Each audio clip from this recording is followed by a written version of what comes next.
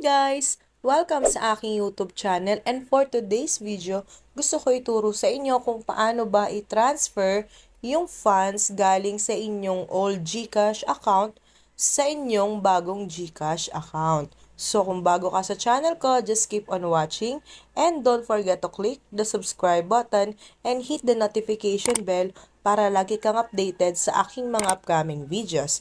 And watch na rin guys yung other videos ko about GCash sa aking channel. So simulan na natin to. Let's go! Para mai-transfer nyo yung funds nyo galing sa old papunta sa inyong new GCash account, kailangan gumawa muna kayo ng bagong GCash account and kailangan nyo muna siya mapa-fully verified. Dahil kung hindi guys, ay hindi magagrant yung request nyo na mai-transfer yon sa new account nyo. Mare-reject lang siya. So, kailangan ma-fully verified nyo muna yung bagong GCash account ninyo. At sinasabi rin ni GCash dito na bago kayo mag-request ng transfer of funds, ay magre-remind din si GCash na yung some features niya ay hindi mata-transfer sa inyong new account katulad ng information ng dati mong account, transaction history, G-score, G-forest, at piggy bank. So, back to zero yung ibang features na yon guys. At kapag ready na kayo guys at decided na kayo i-transfer ito, ay kailangan nyong i-prepare ang mga requirements nito. So, una, kailangan pa rin natin ng valid IDs katulad ng UMID, driver's license, PhilHealth, SSS, and so forth. So, after nun guys, ay kung na-stall, na wala o na-expired yung SIM, kailangan nyo lang magpagawa ng notarized affidavit of loss. So, after nun guys, follow nyo lang yung steps, mag-create ng new GCash account and fully verified nyo muna yung bagong GCash account. Then, once na verified, ay mag-submit na kayo ng ticket to transfer of funds. So, dito guys, sa concerned category, ang pipiliin nyo ay may GCash account. And then, after nun ay, I still have funds on my old SIM. Kindly transfer to my new number. So, yun yung pipiliin nyo dun guys. And then, if your old number was not verified, required ito na magkaroon o mag-provide ka ng notarized affidavit for your defective, expired, or lost SIM. Then, after that, makaka-receive kayo ng confirmation email regarding sa status ng request nyo within 48 hours. Yan. So, ganyan lang siya kasimple, guys. Ito yung example, guys. So, first, punta kayo sa profile. Click nyo lang yung help. And then, i-click yung submit a ticket. After nun, guys, papakita ko lang sa bandang baba. Dito na sa may concern category. Hanapin nyo lang yung my GCash account. So, i-click nyo lang yun, guys.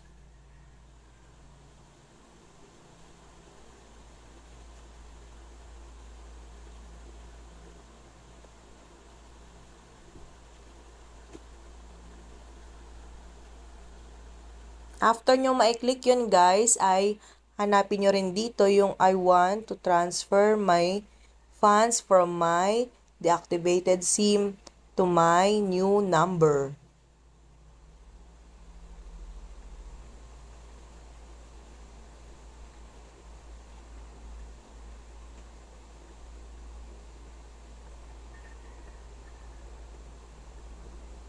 Then, maglagay lang kayo o mag-provide kayo ng details na matutulungan kayong ma-assist with your concern. So, lagay nyo lang dito. An example ko lang to guys ha, na nilagay ko lang please transfer my funds from my old SIM to from my old GCash account to my new GCash account.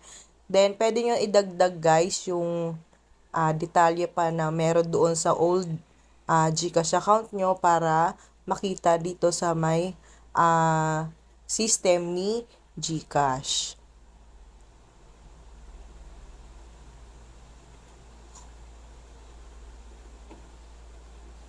My beauty hack for a whiter smile.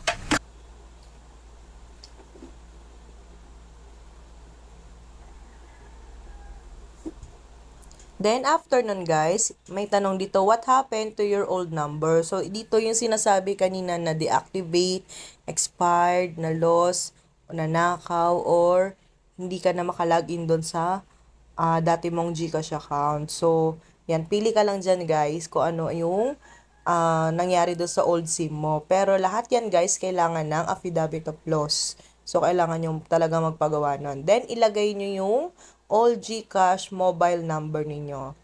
Then, for example, ayan, and then, is the above GCash mobile number registered to your telco provider? So, click nyo lang yung yes. Then, ilagay nyo na yung new GCash mobile number nyo. Gaya ng sabi ko kanina, make sure na fully verified na rin siya, guys. Then, kung magkano yung amount na nasa inyong old na kailangan mai-transfer sa new account nyo. So, ilagay nyo kung magkano. Example, 2,000. Then, i-click nyo lang yung mga box to agree. And then, yung sa valid ID, kung meron ka. And then, kailangan mo rin mag-picture ng selfie na hawak mo yung ID mo. Lahat ng chinekan nyo na box, guys, ay kailangan may attach nyo dito sa attachment, guys. Para makita nila talaga yung basis na sa inyo yung old account na yun at may transfer nila sa bago mong account.